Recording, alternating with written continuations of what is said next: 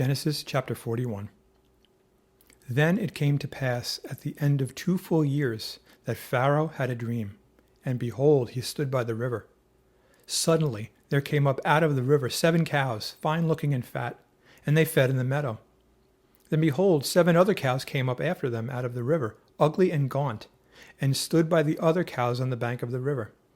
And the ugly and gaunt cows ate up the 7 fine-looking and fat cows. So Pharaoh awoke.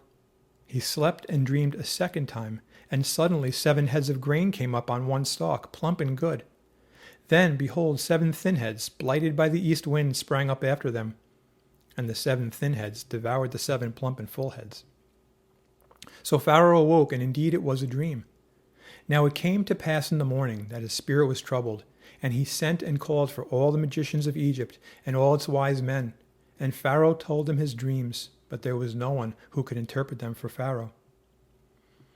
Then the chief butler spoke to Pharaoh, saying, I remember my faults this day, when Pharaoh was angry with his servants, and put me in custody in the house of the captain of the guard. Both me and the chief baker, we each had a dream in one night, he and I. Each of us dreamed according to the interpretation of his own dream. Now there was a young Hebrew man with us there, a servant of the captain of the guard, and we told him, and he interpreted our dreams for us. To each man he interpreted according to his own dream. And it came to pass, just as he interpreted for us, so it happened. He restored me to my office, and he hanged him. Then Pharaoh sent and called Joseph, and they brought him quickly out of the dungeon, and he shaved, changed his clothing, and came to Pharaoh.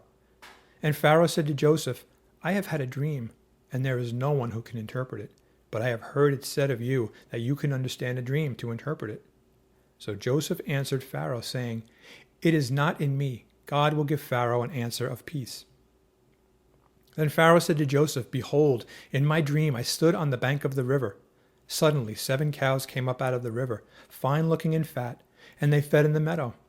Then behold, 7 other cows came up after them, poor and very ugly and gaunt, such ugliness as I have never seen in all the land of Egypt.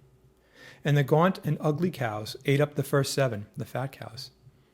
When they had eaten them up, no one would have known that they had eaten them, for they were just as ugly as at the beginning. So I awoke. Also I saw in my dream, and suddenly 7 heads came up on one stalk, full and good. Then behold, 7 heads withered, thin and blighted by the east wind, sprang up after them. And the thin heads devoured the 7 good heads. So I told this to the magicians, but there was no one who could explain it to me. Then Joseph said to Pharaoh, The dreams of Pharaoh are one. God has shown Pharaoh what he is about to do. The 7 good cows are 7 years, and the 7 good heads are 7 years. The dreams are one. And the 7 thin and ugly cows which came up after them are 7 years, and the 7 empty heads blighted by the east wind are 7 years of famine. This is the thing which I have spoken to Pharaoh.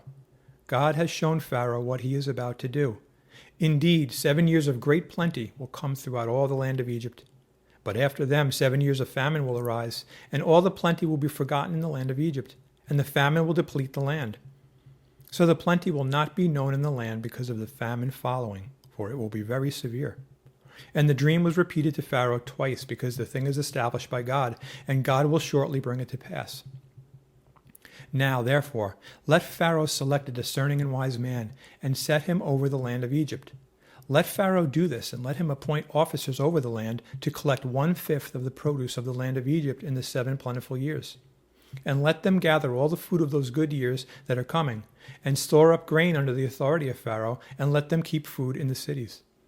Then that food shall be as a reserve for the land for the 7 years of famine, which shall be in the land of Egypt, that the land may not perish during the famine. So the advice was good in the eyes of Pharaoh, and in the eyes of all his servants.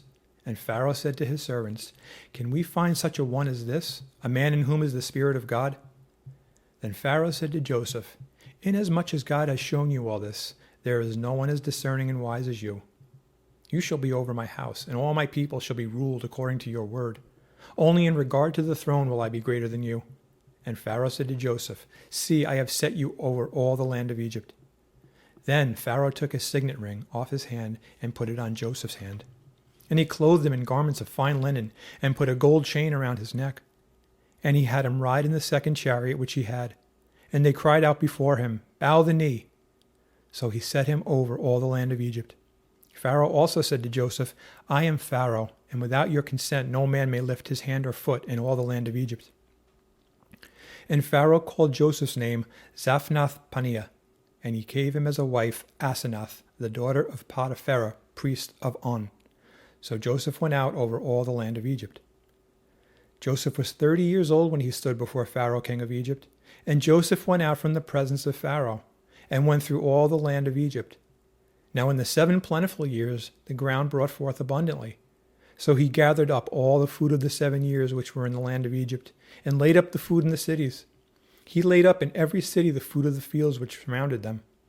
Joseph gathered very much grain, as the sand of the sea, until he stopped counting, for it was immeasurable. And to Joseph were born 2 sons before the years of famine came, whom Asenath, the daughter of Potiphera, priest of On, bore to him. Joseph called the name of the firstborn Manasseh, for God has made me forget all my toil and all my father's house. And the name of the second he called Ephraim, for God has caused me to be fruitful in the land of my affliction. Then the 7 years of plenty which were in the land of Egypt ended, and the 7 years of famine began to come, as Joseph had said. The famine was in all lands, but in all the land of Egypt there was bread. So when all the land of Egypt was famished, the people cried out to Pharaoh for bread. Then Pharaoh said to all the Egyptians, Go to Joseph, whatever he says to you, do. The famine was over all the face of the earth, and Joseph opened all the storehouses and sold to the Egyptians. And the famine became severe in the land of Egypt. So all countries came to Joseph in Egypt to buy grain, because the famine was severe in all lands.